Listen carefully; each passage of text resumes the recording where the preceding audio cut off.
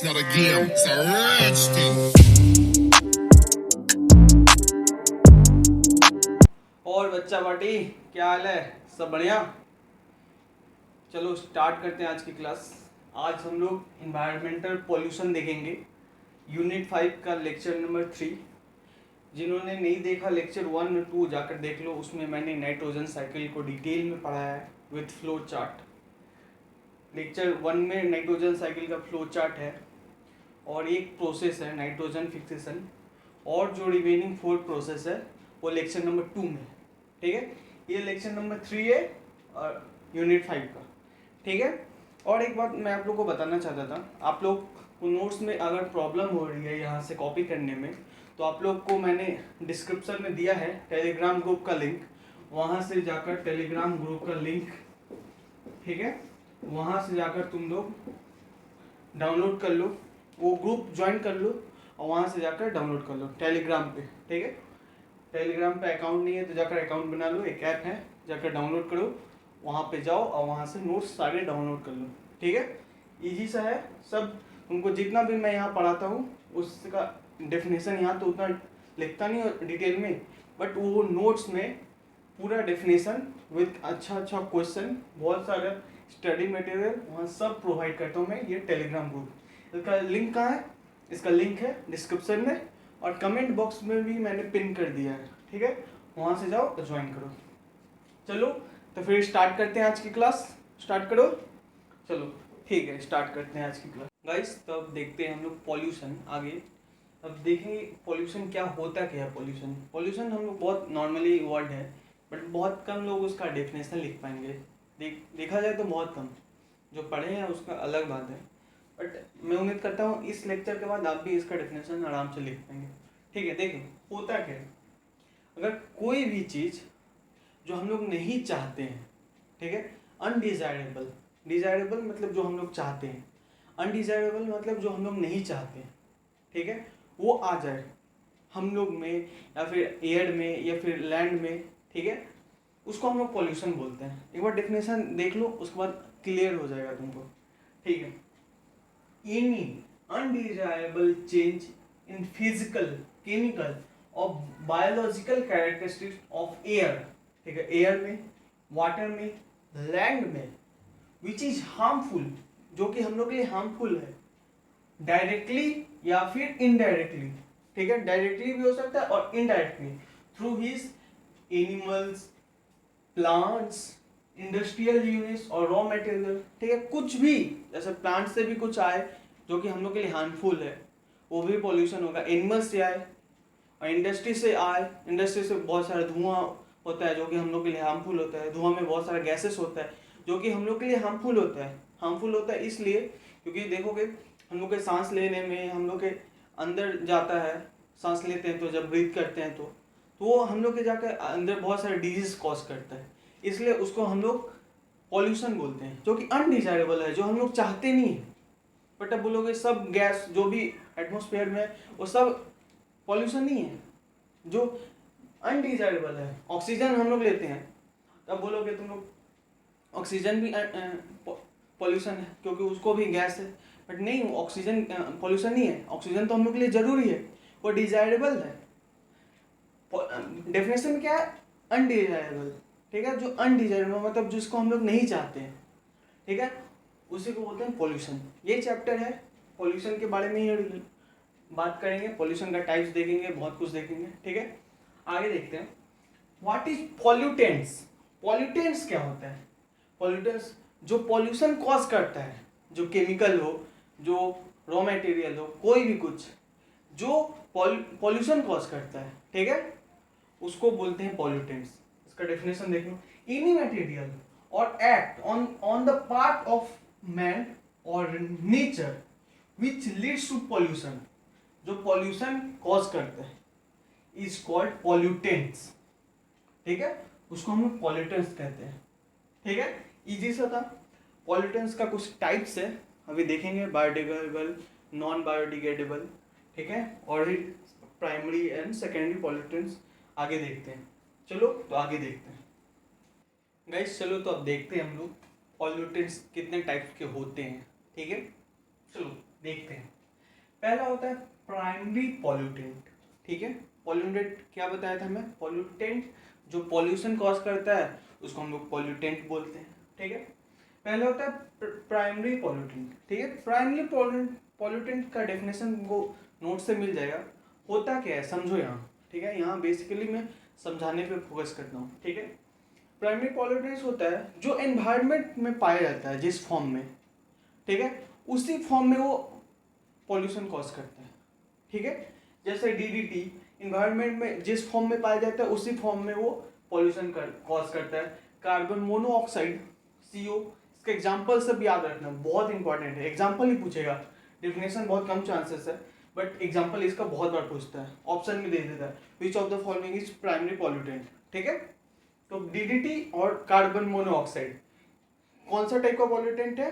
Primary pollutant. क्यों primary pollutant? होता क्या है, जिस फॉर्म में वो एनवायरनमेंट में पाया जा रहा है, जिस फॉर्म में, जैसे मान कार्बन मोनोऑक्साइड फॉर्म में पाया जा रहा है, ठीक है, एक टाइप का गैस है, उसी फॉर्म में वो पॉल्यूशन कॉज कर रहा है। ठीक है, उसको कहते हैं प्राइमरी पॉल्यूटेंट। सेकेंडरी पॉल्यूटेंट क्या होता है? ठीक है, जब दो अलग अलग टाइप का पॉल्यूटेंट, प्राइमरी पॉल्यूटेंट, ठीक है, जो जब दो अलग अलग टाइप का प्राइमरी पॉल्यूटेंट अपने में रिएक्ट कर जाए, एक केमिकल रिएक्शन हो जाए, ठीक है, एक केमिकल रिएक्शन हो जाए, फिर एक नया पॉल्यूटेंट कॉज बनाता है। ठीक है, एक नया दूसरा पॉल्यूटेंट बनाएगा, और जब वो पॉल्यूटेंट कॉज करेगा पॉल्यूशन, तो उसको हम लोग बोलेंगे सेकेंडरी पॉल्यूटेंट। ठीक है, समझ आया? फिर से एक बार रिपीट करता हूँ। प्राइमरी पॉल्यूटेंट क्या होता है? प्राइमरी पॉल्यूटेंट वो होता है जो जिस फॉर्म में नाइट्रोजन एनवायरनमेंट में पाया जाता है उसी फॉर्म में वो पॉल्यूशन कॉज करता है। ठीक है, और सेकेंडरी पॉल्यूटेंट क्या होता है? सेकेंडरी पॉल्यूटेंट वो होता है जो दो या फिर दो से ज़्यादा प्राइमरी पॉल्यूटेंट जब अपने में रिएक्शन कर जाए, केमिकल रिएक्शन एक हो जाए, ठीक है, उसके बाद एक जो नया पॉल्यूटेंट बनेगा, ठीक है, उसको हम लोग कहते हैं सेकेंडरी पॉल्यूटेंट। समझ आया? इसका डेफिनेशन वहां से लिख लेना टेलीग्राम ग्रुप में। ठीक है, और दूसरा देखते हैं। आप लोग ने सुना होगा कि सरकार जहां आजकल बहुत सफाई अभियान चल रहा है वहां पे बोलता है कि आप दो कचरा अलग अलग रखिए, मतलब अपने घर के अंदर दो कचरा का डिब्बा रखिए, एक गीला कचरा एक सूखा कचरा। ठीक है, वही किस पे डिपेंड करता है वो मैं आज समझ आ जाएगा ऐसा क्यों बोलता है सरकार। एक होता है बायोडिग्रेडेबल, ठीक है, और दूसरा होता है नॉन बायोडिग्रेडेबल। ठीक है, देखो ऐसा क्यों होता है, क्यों बोलता है सरकार, तुमको खुद समझ आ जाएगा। और तुमसे मैं पूछूंगा वो गीला कचरा कौन सा है, बायोडिग्रेडेबल है कि नॉन बायोडिग्रेडेबल, और जो सूखा कचरा है वो कौन सा कचरा है। ठीक है, यहाँ से वही पॉल्यूटेंट ही है कचरा। ठीक है, चलो मैं समझाता हूँ। बायोडिग्रेडेबल पॉल्यूटेंट होता क्या है? देखो, जो हम लोग घर में बहुत सारे कचरा होते हैं, बहुत सारा पॉल्यूटेंट होता है, जैसे हम लोग सब्जी मम्मी बनाती है, किसी के घर में पापा भी बनाते हैं, वो अलग बात है, बहुत के घर में बनाना भी चाहिए, मैं ऐसा बोल नहीं रहा हूँ, बनाना भी चाहिए।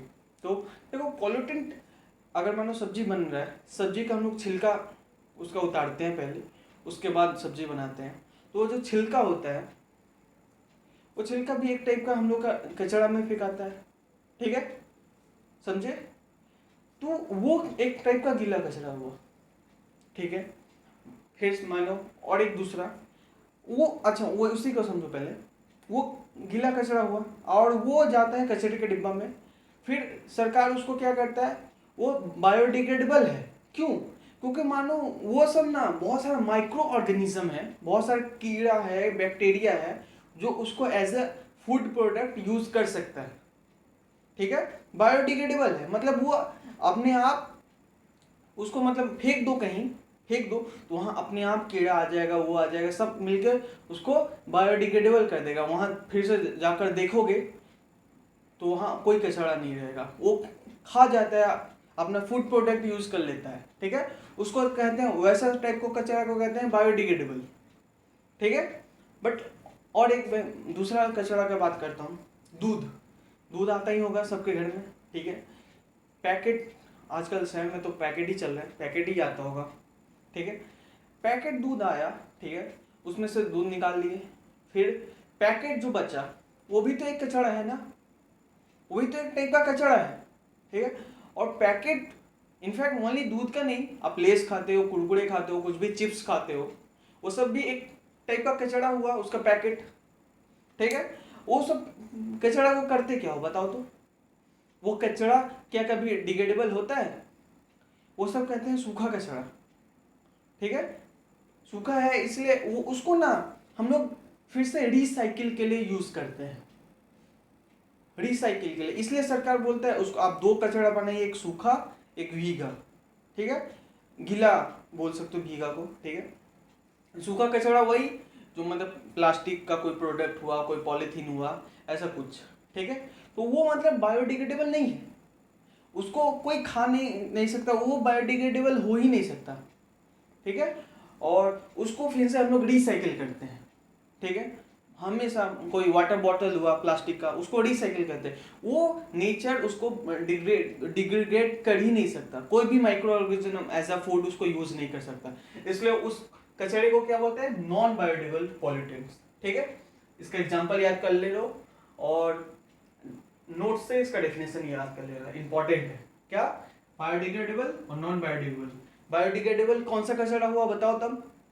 बायोडिग्रेडेबल हुआ भीगा कचरा, ठीक है, जो कि बहुत सारा है हम लोग के घर में, हम लोग के घर में बहुत सारा। और नॉन बायोडिग्रेडेबल तो हर जगह देखते हैं, प्लास्टिक, पॉलीथीन, डीडीटी, ठीक है। इसका एग्जांपल देखो, house hold organic wastage, house hold घर का कचरा नॉर्मल, ठीक है।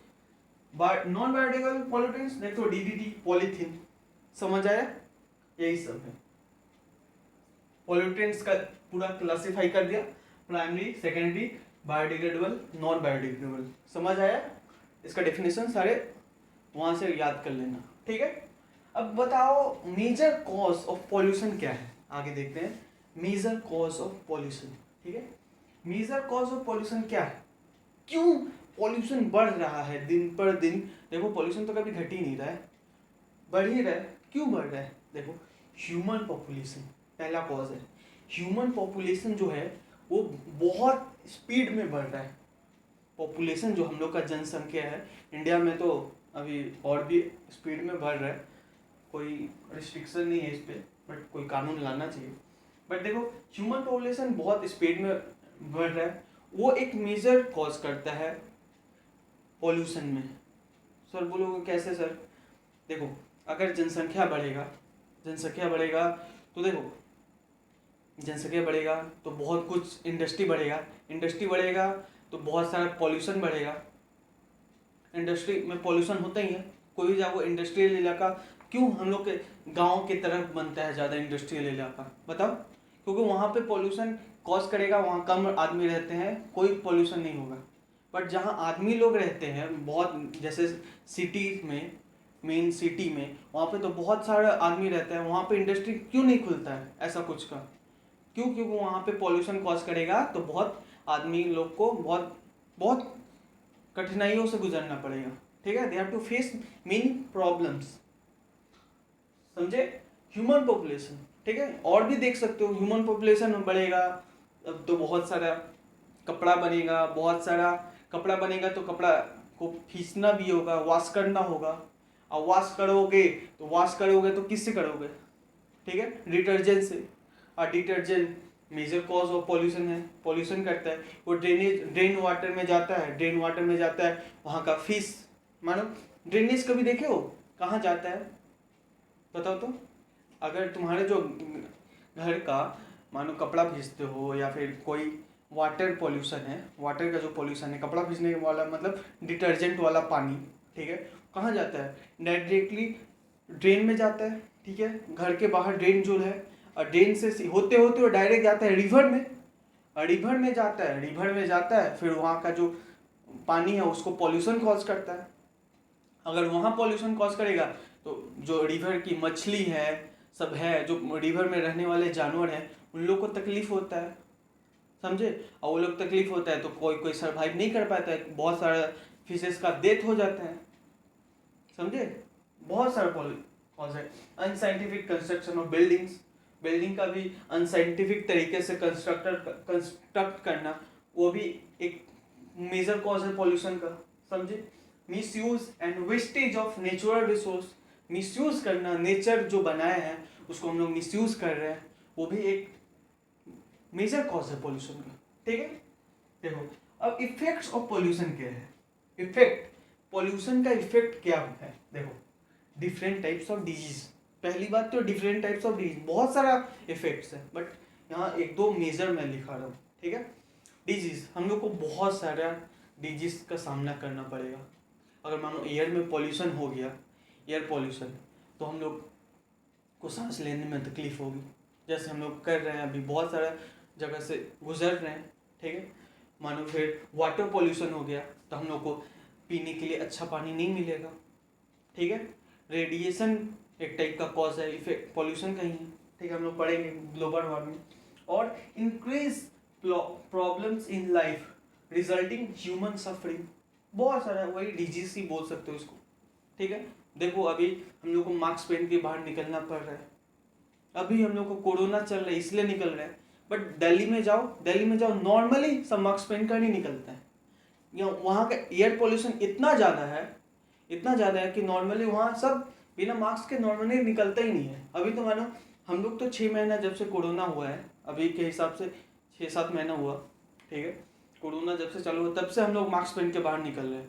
बट दिल्ली, जो न्यू दिल्ली है हम लोग का कैपिटल इंडिया का, वहाँ नॉर्मली लोग बाहर मास्क पहन के नहीं निकलते हैं, इतना पॉल्यूशन है एयर में, समझे। इसलिए मतलब पॉल्यूशन हम लोग को करना नहीं चाहिए। पॉल्यूशन रोकने के लिए हम लोग को प्लांट्स लगाना चाहिए, समझे। बहुत सारा कॉज है, डिफॉरेस्टेशन भी एक कॉज हो सकता है पॉल्यूशन का। डिफॉरेस्टेशन मतलब पेड़ को काटना, पेड़ बहुत हम लोग काट भी रहे हैं, पेड़ को देखोगे धीरे धीरे जंगल गायब हो रहा है, क्यों हो रहा है, समझे। ये सब पॉल्यूशन का कॉज है, मेजर कॉज है। इसलिए हम लोग को ठीक करने के लिए अपने घर में फ्लावर्स लगाना चाहिए, पेड़ लगाना चाहिए, ठीक ना। चलो फिर आगे देखते हैं, अभी और ऐसा इंटरेस्टिंग बातें होगी, ठीक है। चलो फिर आगे देखते हैं। तो अब देखते हैं पॉल्यूशन, टाइप्स ऑफ पॉल्यूशन, ठीक है। पॉल्यूशन होता क्या है हम लोग देख चुके हैं, अब उसके कितने टाइप्स होते हैं वो देखते हैं। पहला होता है एयर पॉल्यूशन, ठीक है। एयर पॉल्यूशन क्या होता है, जब एयर में कुछ पॉल्यूटेंट्स पाया जाए जो कि हम लोग के लिए हार्मफुल हो तो हम उसको बोलेंगे एयर पॉल्यूशन। अगर वाटर में कुछ ऐसा पॉल्यूटेंट्स पाया जाए जो कि हम लोग के लिए हार्मफुल हो उसको बोलेंगे वाटर पॉल्यूशन। नॉइज मतलब साउंड पॉल्यूशन, अगर साउंड भी कुछ एक साउंड का यूनिट होता है डीबी, डेसिमल, अगर वो भी कुछ एक पर्टिकुलर डेटा दूंगा आपको, उस डेटा के ऊपर पाया जाए साउंड, तो वो भी हम लोग के लिए पॉल्यूशन के काम करता है, वो भी एक टाइप का पॉल्यूशन है, साउंड भी एक टाइप का पॉल्यूशन है, ठीक है। सॉइल, मिट्टी में अब भी हम लोग आजकल अच्छे से खेती करने के लिए, हाइब्रिड खेती करने के लिए बहुत तरह का फर्टिलाइजर, ठीक है, यूज़ करते हैं, जिसके कारण सॉइल में भी बहुत सारा पॉल्यूशन कॉज होता है। इसे चारों को हम लोग को पढ़ना है पॉल्यूशन में, ठीक है। आज मैं कोशिश करूंगा एयर पॉल्यूशन खत्म कर दूं, नेक्स्ट क्लास में हम लोग water pollution, noise pollution and soil pollution देखेंगे। चलो तो स्टार्ट करते हैं एयर पॉल्यूशन। चलो तो अब देखते हैं एयर पॉल्यूशन क्या होता है। एयर पॉल्यूशन, ठीक है, पहला टाइप, ठीक है। एयर पॉल्यूशन का डेफिनेशन एक बार देख लेते हैं, ठीक है। मेनी पॉल्यूटेंट्स आइदर नेचुरल और मैन मेड, नेचुरल हो या फिर मैन मेड हो, may cause disruption of normal composition of atmosphere is known as air pollution, ठीक है। कोई डिस्ट्रप्शन कर दे एटमोसफेयर का कॉम्पोजिशन में, क्योंकि मैं बताया था एटमोसफेयर में इतना परसेंट नाइट्रोजन होता है, इतना परसेंट ऑक्सीजन होता है, इतना परसेंट ये होता है वो होता है, बहुत सारे गैसेस पाए जाते हैं एटमोसफेयर में। बट कोई ऐसा अनडिजायरेबल चेंज आ जाए जो कि डिस्टर्ब कर दे, ये जो परसेंटेज है वो डिसबैलेंस कर दे, ठीक है, उसको बोलते हैं एयर पॉल्यूशन, ठीक है। कॉजेस ऑफ एयर पॉल्यूशन और इफेक्ट्स ऑफ एयर पॉल्यूशन ये आपको पढ़ना है, ठीक है। इसी को हम लोग डिटेल में आज देखने वाले हैं। पहला कॉज क्या है, एसपीएम, ठीक है। पहला कॉज है एसपीएम। एसपीएम क्या बोलते हैं, सस्पेंडेड पार्टिकुलेट मैटर, ठीक है। इसको हम, इसका फुल फॉर्म है सस्पेंडेड पर्टिकुलर मैटर। इसको हम लोग डिटेल में देखेंगे आज, ठीक है। Green house gases, green house gases को भी डिटेल में देखेंगे आज, ठीक है। मैं एक बार ओवरव्यू बता दे रहा हूँ कि आज कॉजेस क्या है, बट कॉजेस अगर मानो 1 मार्क्स या 2 मार्क्स में पूछे, बस इतना लिख दोगे और इसका एग्जाम्पल में बता दूंगा, वो सब लिख दोगे, बस काफ़ी है 1 या 2 मार्क्स के लिए। बट कॉजेस अगर डिटेल में थोड़ा पूछे, 2 या 3 या 5 मार्क्स में पूछ दे, तो आपको जैसे मैं अभी आगे बताऊंगा उस तरह से लिखना पड़ेगा। ग्रीन हाउस गैसेस को समझने के लिए क्या होता है ग्रीन हाउस गैस, इसके लिए आपको ग्रीन हाउस इफेक्ट पढ़ना पड़ेगा। ग्रीन हाउस इफेक्ट पढ़ेंगे, ग्लोबल वार्मिंग के बारे में पता चल जाएगा, ठीक है। तब आपको ग्रीन हाउस गैस समझ आ जाएगा, ठीक है। Effects of air pollution, air pollution के कारण हम लोग को क्या क्या चीज़ों का सामना करना पड़ता है। एसिड रेन, आप लोगों ने नाम सुना होगा, एसिड बारिश से होता है, नहीं ऐसा कुछ नहीं है, नॉर्मली ऐसा ही है थोड़ा मोड़ा, ठीक है। और लंग्स डिजीज, लंग के अंदर बहुत सारी डिजीज आ जाती है, ठीक है, हो जाती हैं, हम लोग को वो सब पढ़ना पड़ेगा, ठीक है। क्योंकि देखो एयर में अगर कुछ पॉल्यूशन आएगा, ठीक है, अगर वैसी को हम लोग ब्रीथ करेंगे, अपने अंदर इनहेल करेंगे, फिर हम लोग के लंग्स में प्रॉब्लम आएंगी, तो वही सब पढ़ेंगे, यही सब इफेक्ट्स है। अगर 1 मार्क्स में आए तो इतना लिख सकते हो, ठीक है। बट अगर डिटेल में आए तो आगे देखो, ठीक है। चलो तब देखते हैं ग्रीन हाउस इफेक्ट क्या होता है, ठीक है। चलो गाइस, चलो तो आप देखते हैं हम लोग ग्रीन हाउस इफेक्ट क्या होता है और ग्लोबल वार्मिंग क्या होता है, ठीक है। इसका डेफिनेशन तुम लोग को नोट से मिल जाएगा, वहाँ पे एक अच्छा सा डेफिनेशन लगाया हूँ, वहाँ से डाउनलोड करके देख लेना, ठीक है। ग्रीन हाउस इफेक्ट होता क्या है, ठीक है। इसको हम लोग को समझने का जरूरत इसलिए पड़ रहा है क्योंकि ग्रीन हाउस गैस हम लोग का एक कॉज है, ठीक है, किसका, एयर पोल्यूशन का। इसलिए हम लोग समझने जा रहे हैं ग्रीन हाउस इफेक्ट। ये समझ लेंगे तो ग्रीन हाउस गैस क्या होता है, कैसे एयर पोल्यूशन करता है, सब समझ लेंगे, ठीक है।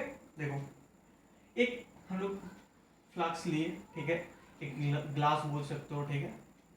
वहाँ पे हम लोग लिए एक एक्सपेरिमेंटल बता रहा हूँ, ठीक है। होता क्या है, इसलिए ये एक हाउस है, जिसको इसमें ग्रीन प्लांट्स है और ये एक हाउस है, ठीक है। क्या है, हाउस, इसलिए हम लोग इसको ग्रीन प्लांट है और हाउस है तो इसलिए हम लोग को ग्रीन हाउस बोल दिए। इसमें जो इफेक्ट होगा उसको हम लोग ग्रीन हाउस इफेक्ट बोल देंगे, ठीक है। यहाँ से देखो सन है, सन बहुत अच्छा है, दिन है सानी सानी, ठीक है। फिर वहां से उसका रेडिएशन, सन अपना रेडिएशन छोड़ रहा है, ठीक है, देख रहे हो बहुत सारा रेडिएशन आ रहा है अर्थ पे। एक एग्जांपल में फिर अर्थ का भी दूंगा, अच्छे से समझाऊंगा यहाँ पे, ठीक है। यहाँ पे आ रहा है, ठीक है, बट सब पेड़ है, सब यहाँ प्लांट्स है, ठीक है, इसमें एब्जॉर्ब हो रहा है, फिर सब ग्रोथ अच्छा हो रहा है, ठीक है, प्लांट का। बट इसका जो रेडिएशन जितना आ रहा है उतना जा नहीं रहा है वापस, ठीक है। मान लो 10 रेडिएशन आता है तो 2 रेडिएशन ऊपर जाता है, एक एजम्पशन बता रहा हूँ, ठीक है। मान लो 10 रेडिएशन आता है और 2 रेडिएशन बाहर जाता है वापस, ठीक है, जिसके कारण ये वार्म हो जाता है, इसका टेम्परेचर गर्म हो जाता है, ठीक है। और क्यों नहीं जा पा रहा है, बताओ क्यों नहीं जा पा रहा है, ग्रीन हाउस गैसेस के कारण।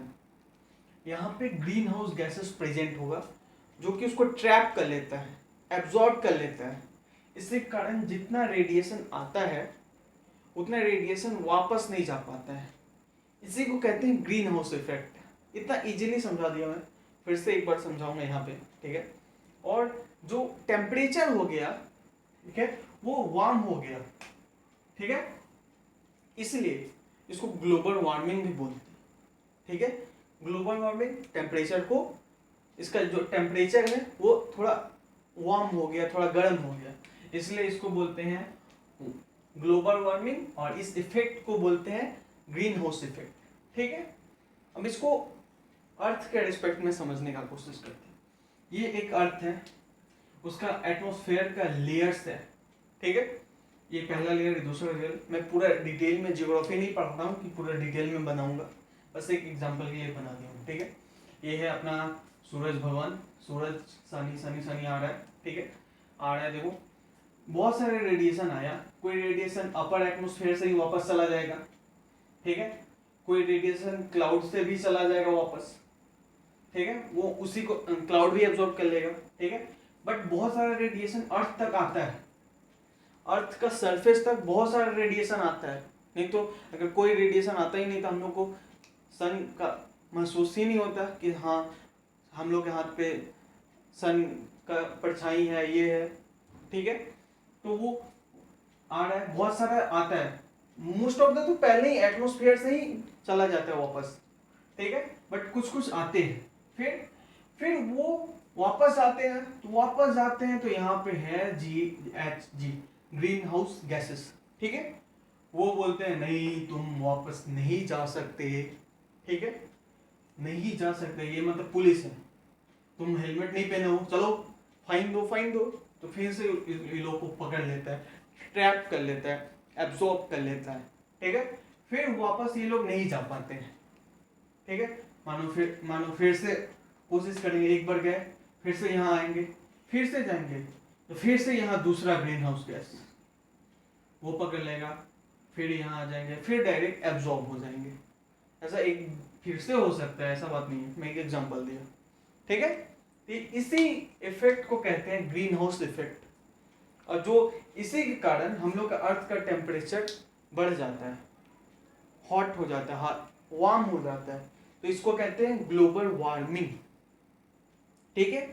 तो यही पोल्यूशन कॉज करता है। तो बताओ ये हो गया, इससे पोल्यूशन क्या होगा बताओ। तो अर्थ का टेम्परेचर गर्म होने लगा, वार्म होने लगा, इससे हम लोग का पॉल्यूशन कैसे होगा तुम पूछोगे, मैं बताता हूँ कैसे होगा। देखो ग्लेशियर है, बहुत सारे माउंटेन्स हैं, बहुत सारे ओशंस हैं जहाँ आइसी आइस है, ठीक है। वो सब अगर अर्थ का टेम्परेचर वार्म होने लगा तो वो लोग पिघल जाएगा, मेल्ट हो जाएगा, ठीक है। मेल्ट हो जाएगा, मानो यहाँ मेल्ट हो गया, मानो यहाँ एक ग्लेशियर था, ये मेल्ट हो गया, और यहाँ पे एक पॉपुलेशन रखता था, यहाँ पे एक आदमी लोग का ग्रुप रहता था, ठीक है। और ये पिघल गया तो इसका जो पानी सब आएगा यहाँ फ्लड कॉज करेगा, तो ये लोग का लिविंग बीइंग, ये ह्यूमन बीइंग, ये लोग पे इफेक्ट होगा, ये लोग नहीं रह पाएंगे। तो देखा जा रहा है ये सबसे मेजर कॉज है अभी के टाइम में। मैं बता दूं ग्रीन हाउस इफेक्ट के कारण हम लोग का टेम्परेचर बहुत ड्रास्टिकली इंक्रीज कर रहे हैं, अर्थ का एनुअल टेम्परेचर, ठीक है। और फ्यूचर में देखा जाएगा कि अगर ऐसा ही रहा, अगर हम लोग इसको कंट्रोल नहीं किया, ये नेचुरल फिनोमिनन है, इसको हम लोग कंट्रोल अभी तक नहीं कर पाए हैं, बट अगर हम लोग इसको कंट्रोल नहीं करते हैं तो हम लोग को देखेंगे धीरे धीरे बहुत सारे समुद्र, बहुत सारे ग्लेशियर, बहुत सारे माउंटेन्स का आइस पिघल जाएगा और वहाँ पे फ्लड ही फ्लड हो जाएगा। ऑलरेडी हम लोग जानते हैं कि अर्थ का 70 to 75% पार्ट ओशन है, पानी से ही कवर है, पता है, सबको पता है, ठीक है। तो फिर वही प्रॉब्लम होगा, हम लोग का जीना मुश्किल हो जाएगा, समझे, ठीक है, समझ आया। चलो ठीक है, देखो एक इफेक्ट देखते हैं, पहले इसका देख लेते हैं, पहले पाया कितना में जाता है। CO2 सबसे ज्यादा पाया जाता है ग्रीन हाउस गैस में, इसका परसेंटेज कभी पूछ लेता है, फिर मीथेन, फिर CFC, फिर NO2, ठीक है। इसका मतलब ये सबसे ज्यादा कौन सा पाया जाता है, CO2, और फिर CH4 मतलब मीथेन, फिर CFC, इसका नाम है क्लोरोफ्लोरोकार्बन, अभी पढ़ेंगे अच्छे से, इसको फिर से लिखवा दूंगा, और नाइट्रोजन डाइऑक्साइड, ठीक है। समझ आया, चलो ठीक है, ये पाया जाता है, इसका परसेंटेज ऐसे पाया जाता है। बट देखो मैं बता दूं, अगर ग्रीन हाउस गैस होता ही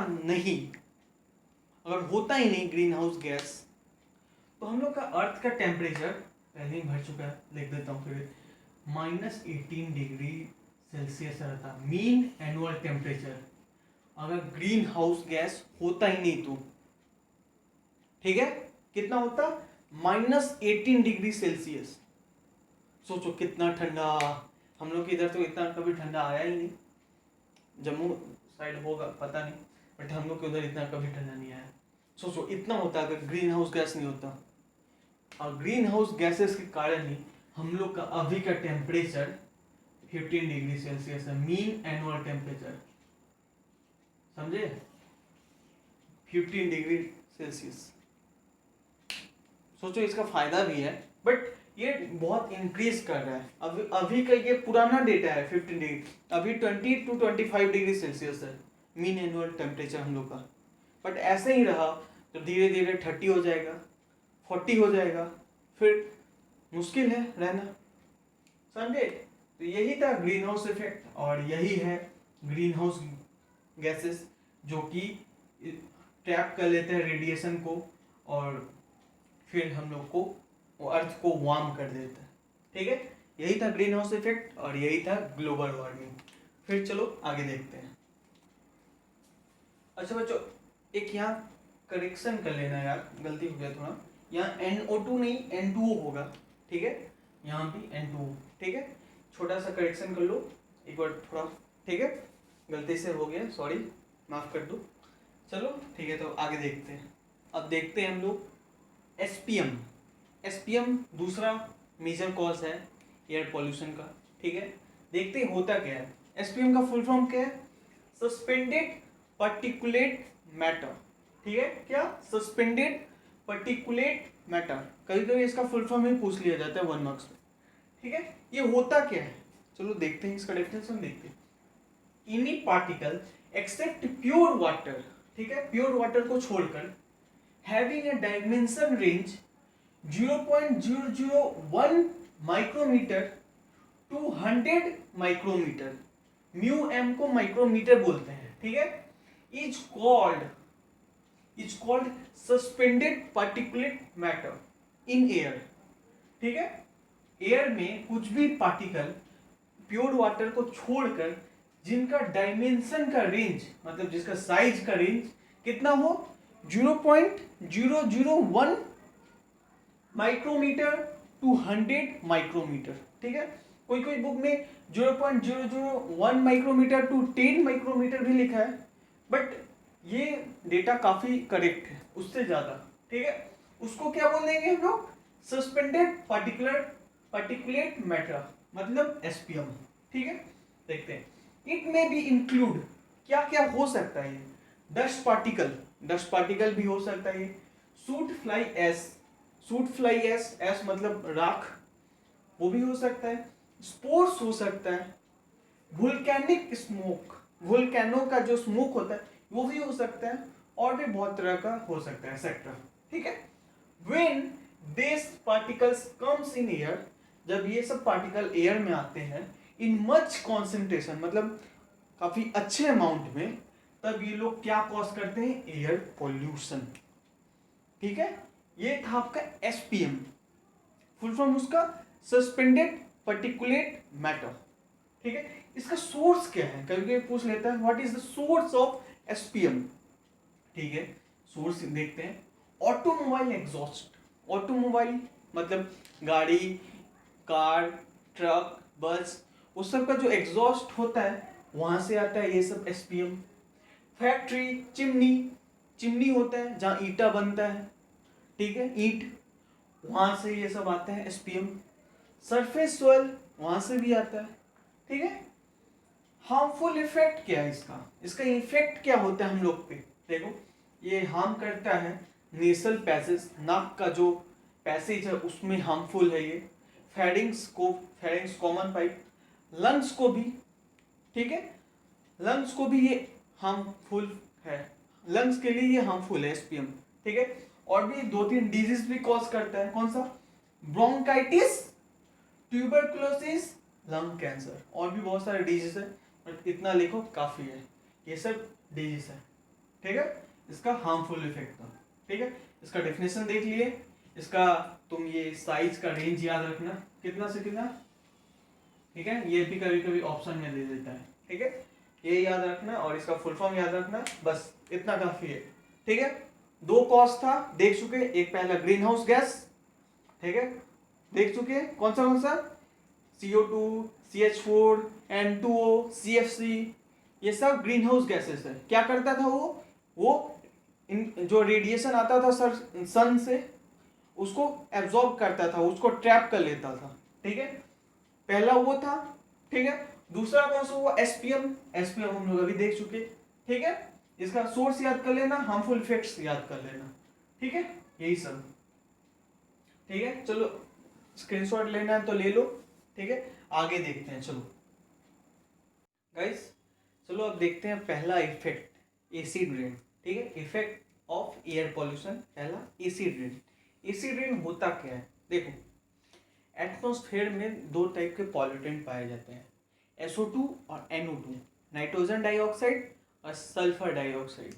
ठीक है, एटमॉस्फेयर में ये पाया जाता है, ये एक टाइप का गैस है। ठीक है, जब बारिश होता है, ठीक है, बारिश होता है मतलब H2O, तब ये ना NO2 और SO2 उसके साथ रिएक्ट कर लेता है, रिएक्ट करके दो एसिड बना देता है। कौन सा?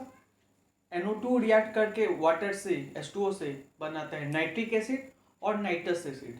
ठीक है, और SO2 वाटर से रिएक्ट करके बनाता है सल्फ्यूरिक एसिड H2SO। ठीक है, तो जब बारिश, रेन, तब जब उसके साथ वाटर और पॉल्यूटेंट के साथ जब वो एक एसिड बनकर हम लोग के ज़मीन पे आता है, हम लोग के घर पर गिरता है, ठीक है, उस रेन को कहते हैं एसिड रेन। समझे? चलो अब देख लेते हैं एक बार। देखो, ये पाया जाता है, ये टाइप का पॉल्यूटेंट है जो कि एटमॉस्फेयर में पाया जाता है, NO2 नाइट्रोजन डाइऑक्साइड। SO2 भी एक टाइप का पॉल्यूटेंट है जो कि पाया जाता है एटमॉस्फेयर में। ठीक है, NO2 वाटर के साथ रिएक्शन किया, ठीक है, बारिश हुआ, वाटर के साथ रिएक्शन किया, बना दिया नाइट्रिक एसिड और नाइट्रस एसिड। ठीक है, वैसे ही SO2 ऑक्सीजन के साथ फर्स्ट रिएक्ट करके SO3 बना देता है। ठीक है, SO3, और फिर SO3 H2O के साथ रिएक्ट करके H2SO4 बना देता है। समझे? Finally this acid come down on earth with rain water. ठीक है, रेन वाटर के साथ ये एसिड हम लोग के अर्थ पे आता है, उसको हम लोग कहते हैं एसिड रेन। समझे? इसका कॉज क्या है? ह्यूमन के कारण ही होता है, ह्यूमन एक्टिविटीज के कारण ही होते हैं। ह्यूमन एक्टिविटीज के कारण फैक्ट्रीज, बहुत सारा केमिकल्स, फैक्ट्रीज के कारण, चिमनी के कारण बहुत सारा केमिकल हम लोग के एटमॉस्फेयर में पाया जाता है। ये केमिकल पाया ही नहीं जाता अगर ह्यूमन एक्टिविटीज नहीं होता। ठीक है, तो ये केमिकल्स पाया नहीं जाता, और ये केमिकल्स पाया नहीं जाता तो एसिड रेन होता नहीं है। ठीक है, एसिड रेन का बहुत सारा इफेक्ट है। एसिड रेन के इफेक्ट क्या है? इफेक्ट है इसका, हम लोग के शरीर पे गिरता है, हेयर पे गिरता है, स्किन पे गिरता है, तो अलग अलग टाइप का डिजीज कॉज करता है, हेयर फॉल करवाता है। ठीक है, एक इंपॉर्टेंट देखोगे, ताजमहल, विक्टोरिया मेमोरियल, ताजमहल पे काले काले धब्बे होने लगे हैं। क्यों? एसिड रेन के कारण। समझे? एसिड रेन के कारण ही ताजमहल कहीं कहीं से साइड से ब्लैक होने लगा है थोड़ा। क्यों? एसिड रेन के कारण। यही सब इसका इफेक्ट है। और भी फॉरेस्ट पे भी इफेक्ट है। फॉरेस्ट पे गिरता है, फॉरेस्ट पे अगर मानो एसिड गिरेगा, पानी नॉर्मल वाटर की जगह एसिड आएगा, तो फॉरेस्ट का जो प्लांट है, प्लांट का पत्ता है, लीव्स है, वो सब पे वो उसको क्लोरोसिस कर देगा, उसको सुखा देगा। ठीक है, फिर सॉइल में भी इसका इफेक्ट है। सॉइल में अगर गिरेगा ऐसा पानी तो सॉइल को एसिडिक बना देगा। समझे? यही था एसिड रेन, पहला इफेक्ट। ये क्यों होता है, इसका कॉजेस क्या है बता दिया, इसका इफेक्ट क्या है बता दिया। ये सब सारे नोट्स में मिल जाएंगे पॉइंट, वहां से जाकर लिख लेना। चलो तो आगे देखते हैं गाइस। अब दूसरा इफेक्ट देखते हैं एयर पॉल्यूशन का, लंग्स डिजीज। लंग्स में डिजीज हो जाता है, उसको कहते हैं लंग्स डिजीज। ठीक है, एयर पॉल्यूशन के कारण एयर में जो इतने सारे पॉल्यूटेंट्स हैं, उनके कारण जो हम लोग ब्रीदिंग करते हैं, तो जितना भी होता है सब लंग्स में आता है। ठीक है, और लंग्स में इसके कारण बहुत सारा डिजीज हो जाता है। इसका डेफिनेशन तुम लोग लिख लेना नोट्स से, मैं यहाँ नहीं लिखवा रहा हूँ, ठीक है। बहुत सारे डिजीज हो जाता है लंग्स में, जैसे कि अस्थमा हुआ, स्पेलिंग देख लेना, याद नहीं था, ठीक है। ब्रोंकाइटिस हो गया,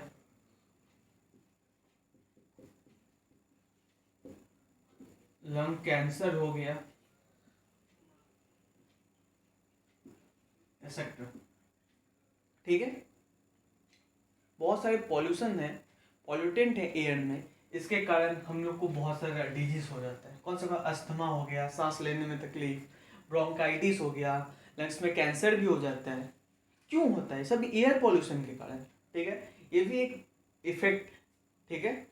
और ये जनरली लंग्स का जो डिजीज है, जो हम लोग को एयर पॉल्यूशन के कारण होता है, जनरली मोर चाइल्ड में पाया जाता है, मतलब चाइल्ड, बच्चे लोग में ज़्यादा पाया जाता है देन एडल्ट, ठीक है। एडल्ट में कम पाया जाता है, बट चिल्ड्रन में ज़्यादा पाया जाता है, ठीक है। ये था एयर पोल्यूशन। उम्मीद करता हूँ आपको सब समझ आया होगा, ठीक है। चलो आज की क्लास यहीं समाप्त करते हैं, ठीक है। नेक्स्ट क्लास में हम लोग दूसरा पॉल्यूशन जो बचा है वो सब डिस्कशन करेंगे, ठीक है। चलो तब अच्छे से रहो, लाइक करो, सब्सक्राइब करो, अपने दोस्तों के साथ शेयर करो, और नोट्स के लिए टेलीग्राम ग्रुप ज्वाइन करो। टेलीग्राम ग्रुप पे पूरा नोट्स प्रोवाइड किया हूँ मैं, ठीक है।